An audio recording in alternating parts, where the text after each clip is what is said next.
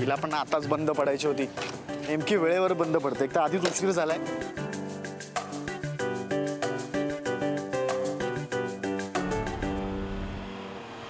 मंदार गाडी थांबव.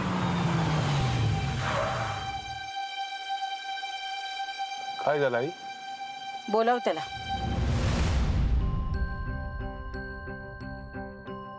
मंदार, उशीर होतोय, मलाही पुढे जायचंय शाळेत. हो.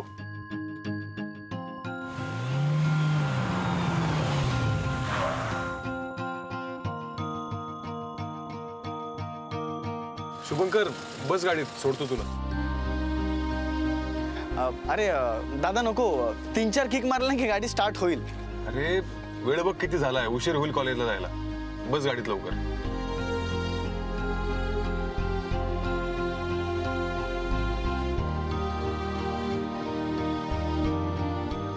अरे नको दादा. मंदार, रस्त्यात कोणी महत्वाच्या कामासाठी जात असेल आणि त्याला उशीर झाला तर मदत करायला काहीच हरकत नाही, हो ना? आणि ज्ञानदान हे सगळ्यात महत्वाचं कार्य आहे आणि ही मदत फक्त माणुसकीच्या नात्याने होती. त्यामुळे गाडीत बसायला काहीच हरकत नाही.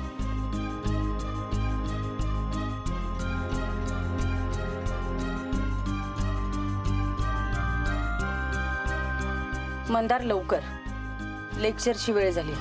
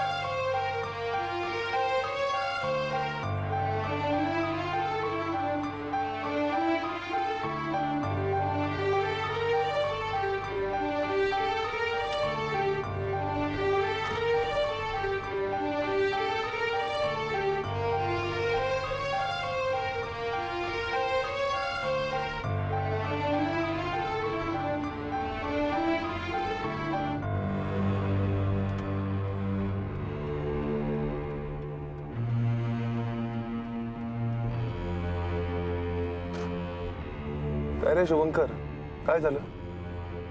काही राहिलंय का? अरे हो दादा, अरे सकाळी घाई गडबडीत डबा घरीच विसरलो.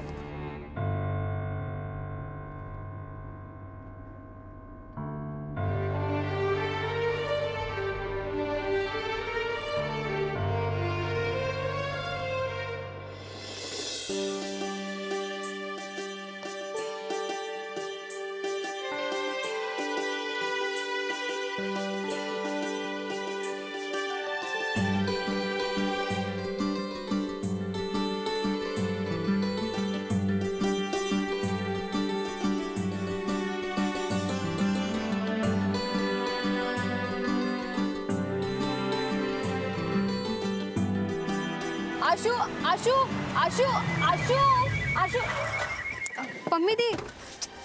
आशू, अगं लक्ष कुठं आहे तुझं? मी केव्हापासून हाका मारतेय. सॉरी पम्मी दी, ते सॉरी काय? एवढ्या घाईत कुठे चाललीस?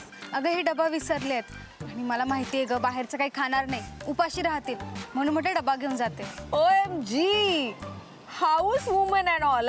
Good good. बघितलं झेंडू, नवरा डबा विसरला म्हणून धावत पळत नवऱ्याला डबा घेऊन चाललीस. नाही तर तू या जागी तू असतीस ना, तर आधी तू खाल्ला असतास आणि मग नवऱ्याला डबा दिला असता. खरं सांगू, शुभूना खरंच खूप लकी आहे. बरं पम्मी दी, निघते मी, उशीर होतोय. अगं सोडते ना मी तुला. अगं नको, तुझं काही काम असेल ना तुझा. माझं काही काम नाहीये आणि एवढं तर तुझ्यासाठी करूच शकते मी. चल. नको पम्मी दी, तुला उशीर होईल, तुझा. अगं एवढं तुझ्यासाठी करू शकत नाही का मी? काय लग्न झालं म्हणून विसरलीस मला? हा अगं नाही पम्मी, ती तसं नाहीये. मग चल बस बरं. पण पम्मी पण बिन काही नाही. मी मोठी आहे ना, मग मोठ्यांचं ऐकायचं. बस म्हटलं की गपचूप बसायचं. बरं चल.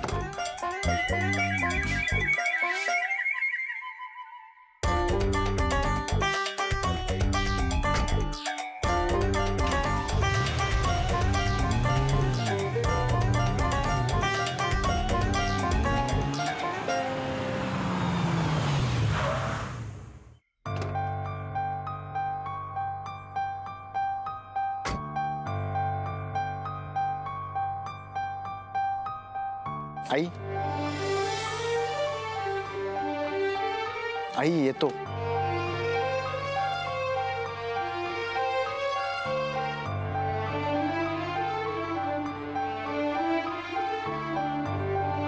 दादा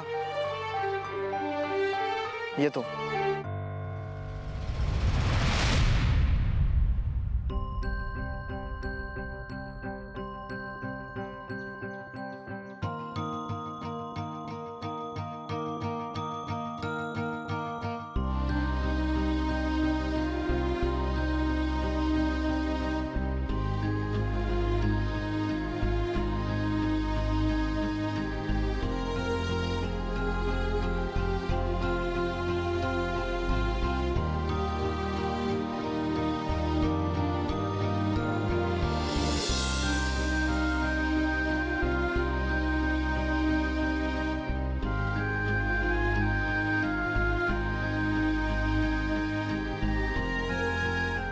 आई मी थांबवू काय त्याला?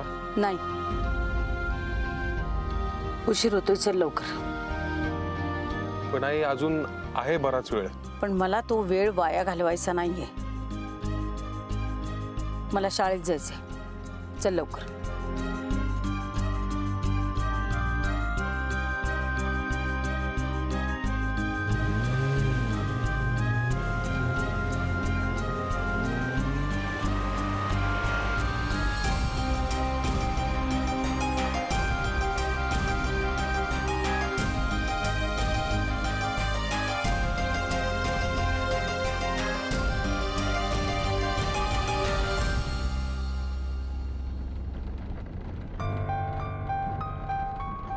मंदार, ओ आई.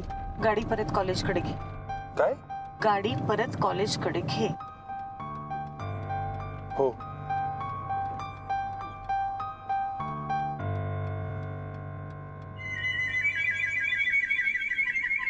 आशू, असंच वाग. म्हणजे शुभूच्या मम्मीला कळेल की शुभूची निवड ही योग्यच आहे. पम्मी दी, अगं मी हे केलंच पाहिजे. बायको आहे मी त्यांची, त्यांना उपाशी कसं राहू दे. अगं तू आहेस म्हणून डब्बा घेऊन जातेस. तुझ्या जागी जर अश्विनी करमरकर असती तर तिने हे सगळं केलं असतं का? शुभूच्या मम्मीचे डोळे हे उघडायलाच पाहिजे. त्यांना आता तरी कळायला हवं की तू शुभूची किती काळजी घेतेस ते.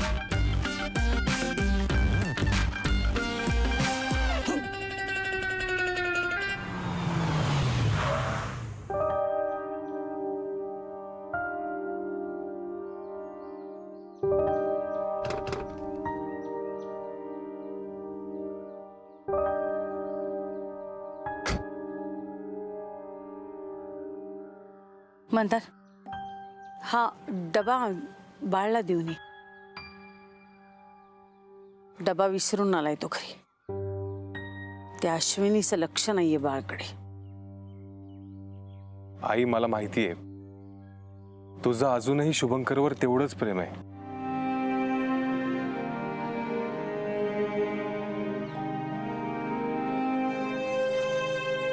तसं काही नाहीये. मग स्वतःचा डबा त्याला द्यायला परत का आलीस? अरे सकाळी नाश्ता खूप झालाय माझा, भूक नाहीये मला. तुला भूक नाहीये म्हणून की शुभंकर उपाशी राहील म्हणून?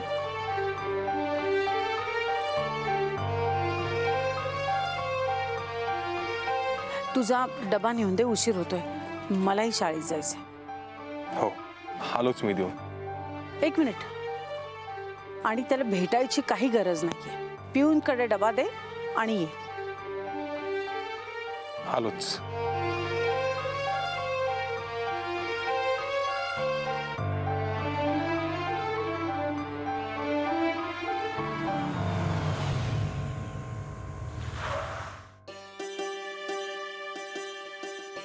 पम्मी दी थँक्यू.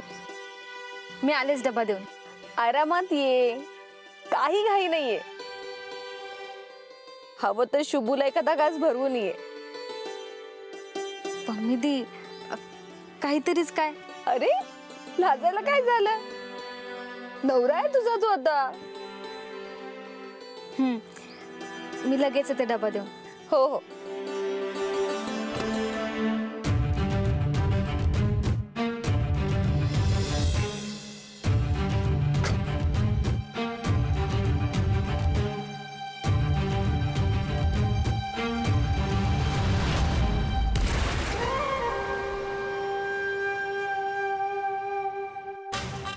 OMG!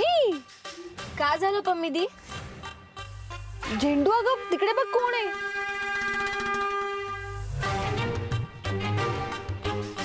शुभूची मम्मी. ती इथे काय करतीये?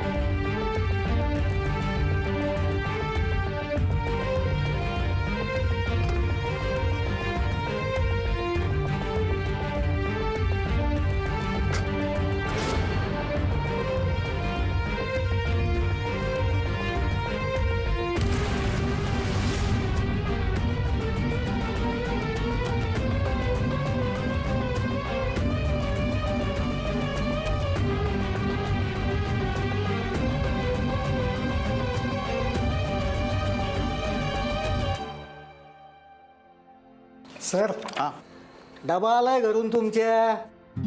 थँक्यू.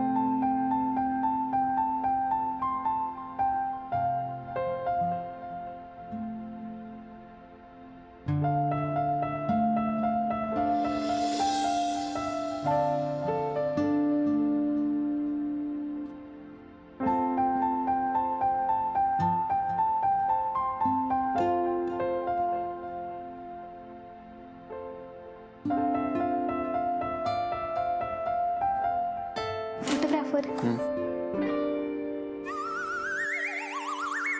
अश्विनी तुम्ही इथे? डबा. अश्विनी तुम्ही माझी किती काळजी करता.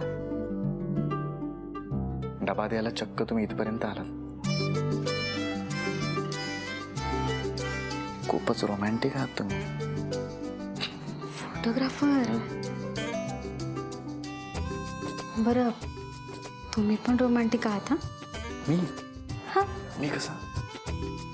म्हणजे बघा ना, इतकी संकट आली तरी आपण एकत्र आलो, लग्न केलं, तंबूत संसार सुरू केला. तिथे मला कुठल्याही प्रकारचा त्रास होऊ नये, माझ्या डोळ्यात पाणी येऊ नये म्हणून तुम्ही माझ्याशी नेहमी प्रेमाने वागता. तेव्हा मला कळलं की तुम्ही खूप रोमॅन्टिक आहात. हो का? बरं ते तुम्ही काय शिकवता, म्हणजे कसल्या विषयाचं शिकवता? सायकोलॉजी म्हणजे मानसशास्त्र. हां, शोभता. त्याचे शिक्षक शोभता. म्हणजे बघा ना, तुम्ही समोरच्याचं मन जपता, त्याच्या त्याच्या मनाचा विचार करून त्याला समजून घेता, त्याच्याशी तसं वागता, म्हणून म्हटलं. बरं शोभतोय ना? हा. देव भावला. अरे देवा, ज्या कामासाठी आले तेच राहिलं. हा तुमचा डबा विसरला होता घरी.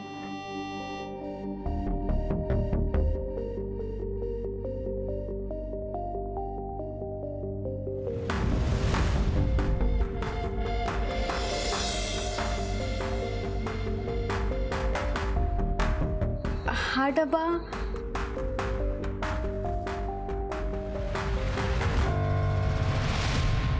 तू थांब, मला बोलायचंय तिच्याशी.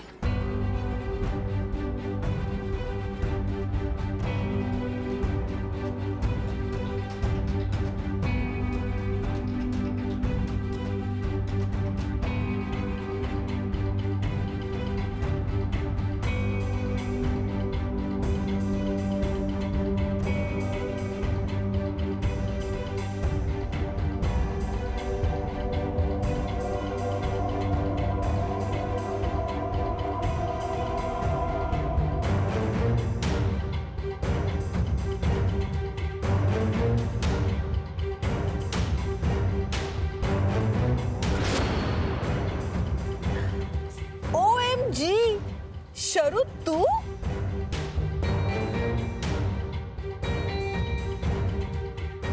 झालं ना सगळं तुमच्या मनासारखं? शुभंकर आणि अश्विनीचं लग्न लावून दिलत ना?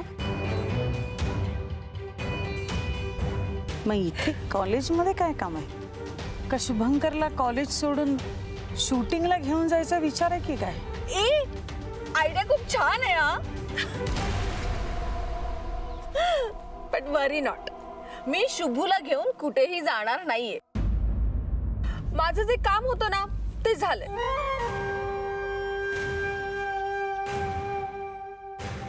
पण तू इथे काय करतेस? शुभूला फूस लावायला आलीयस?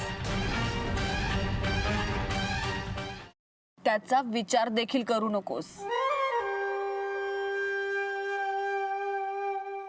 काय ना, आशूचं शुभूवरती खूप प्रेम आहे. त्या दोघांना एकमेकांपासून लांब करायचा प्रयत्न देखील करू नकोस. जीवापाड प्रेम करते ग आशू, म्हणून तो विसरलेला डब्बा ती इथपर्यंत घेऊन आली. किती प्रेम ना. आता तू हेच बघ, या जागी जर अश्विनी करमरकर असती तर ती आली असती का ग? आणि आशू अगं डबा घेऊन इथवर आली. तिचं नशीब चांगलं मी तिला भेटले म्हणून घेऊन आले. नाहीतर शुभूच्या प्रेमापोटी उन्हा ताना तिथपर्यंत चालत आली असती. तिचं कौतुक सांगू नकोस मला. मुळात डबा घरी राहिलाच कसा याचा अर्थ अश्विनीचं शुभंकरकडे लक्ष नाहीये, हो ना? तिने आठवणीने दिला होता, पण तुझाच बाळ तो डब्बा बॅगेत ठेवायचा विसरला. त्या बिचारीची काय चूक आहे? पण तू काळजी करू नकोस, तुझ्या बाळाला सांभाळायला आशू आहे. शरू, तुला एक सांगू, आता तो दिवस दूर नाहीये. जसा तुझा बाळ डब्बा विसरला ना, तसा एक दिवस तुलाही विसरेल.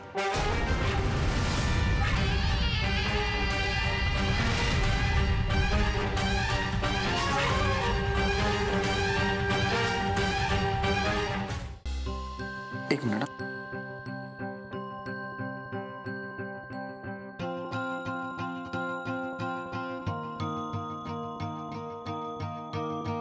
हा तर घरचा डबा आहे.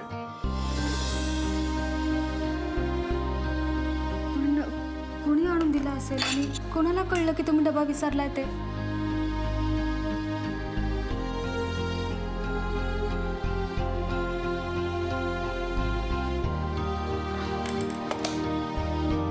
आई आई? आईनं तिचा डबा माझ्यासाठी पाठवलाय.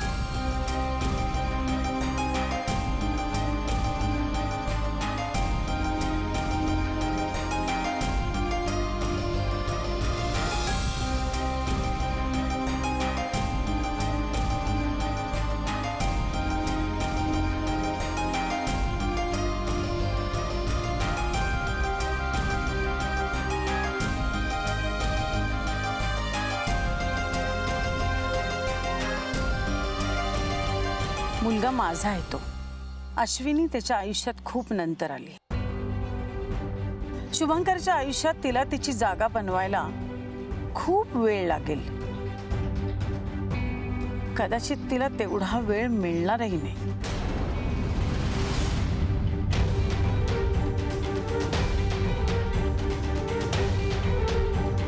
कारण तोपर्यंत अश्विनी शुभंकरच्या आयुष्यात नसेलच.